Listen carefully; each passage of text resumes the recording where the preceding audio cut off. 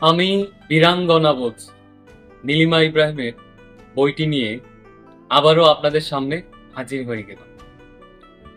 মুক্তিযুদ্ধ চলাকালীন সময়ে এবং মুক্তিযুদ্ধ উত্তর সময়ে বীরাঙ্গনাদের প্রতি যে অমানবিক নির্যাতন, পাশবিকতা চালানো হয়েছে, বইটিতে তার প্রমাণ আপনারা পাবেন।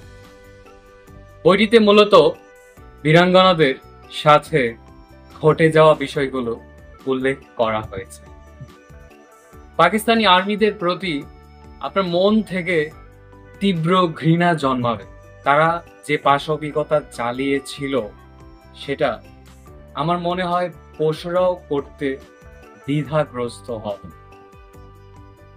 বইটি পড়ে মুক্তিযুদ্ধ চলাকালীন সময়ে বাঙালি নারীদের প্রতি পাকিস্তানের বর্বরতার একটি ক্ষুদ্র নাটিকা আপনার হৃদয়ে ভেসে উঠবে।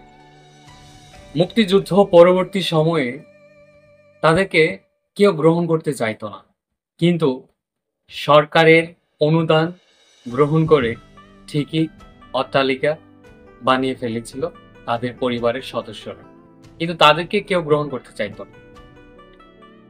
বেঁচে না থাকার যে তীব্র প্রয়াস জন্মেছিল, সেই প্রত্যেকটি নারীকে বেঁচে থাকার প্রয়াস জুগিয়েছেন বঙ্গবন্ধু শেখ মুজিবুর রহমান। এই কথাটি এই বইয়ের মধ্যেই আছে, আপনি বইটি পড়লে বুঝতে পারবেন।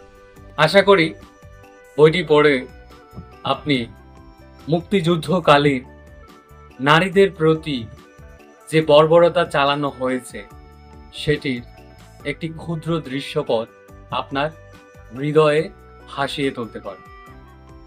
দেখা হবে পরবর্তী কোনো বই নিয়ে। ততক্ষণ সুস্থ থাকুন, ভালো থাকুন। ধন্যবাদ সবাইকে।